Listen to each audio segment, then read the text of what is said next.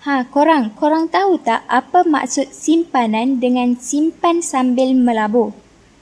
Maksud simpanan ialah sebahagian daripada pendapatan yang tidak dibelanjakan untuk perbelanjaan semasa. Dengan kata lain, ia merupakan wang yang diketepikan untuk kegunaan masa hadapan dan tidak digunakan serta-merta. Contohnya dalam kecemasan, pendidikan atau keperluan penting. Seterusnya, maksud simpan sambil melabur pula ialah gabungan menyimpan dan melabur. Kita menyimpan wang untuk keperluan jangka pendek dan pada masa yang sama melaburkan sebahagian wang untuk pertumbuhan kekayaan jangka panjang. Kaedah ini membantu wang berkembang dan memberi pulangan yang lebih tinggi berbanding simpanan biasa.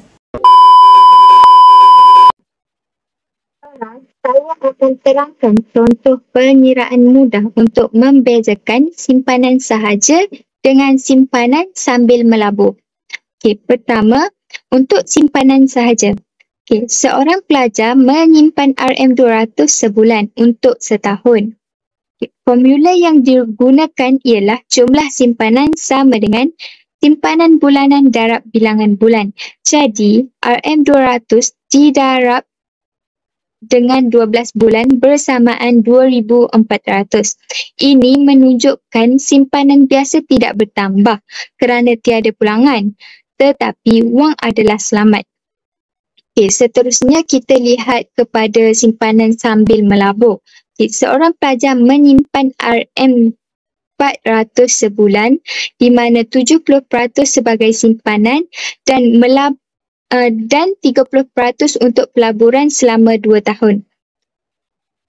Untuk simpanan bulanan, 70% darab 400 bersamaan 280. Untuk simpanan pelaburan, 30% darab 400 bersamaan 120. Untuk jumlah simpanan untuk 2 tahun, 280 darab 24 bersamaan 6,720 dan jumlah pelaburan untuk 2 tahun ialah 120 darab 24 bersamaan 2,880. Pelaburan ini memberi pulangan 6% setahun. Formula untuk pulangan pelaburan ialah pulangan sama dengan kadar pulangan darab jumlah pelaburan. Jadi, 6% daripada 2,880 bersamaan 173. Akhir sekali, jumlah keseluruhan wang ialah simpanan tambah pelaburan tambah pulangan. Jadi, 6,720 tambah 2,880 tambah 173 bersamaan 9,773. Jadi, di sini kita boleh lihat simpanan sambil melabur memberi jumlah wang yang lebih tinggi kerana adanya pulangan berbanding simpanan sahaja yang tidak berkembang. Itu saja.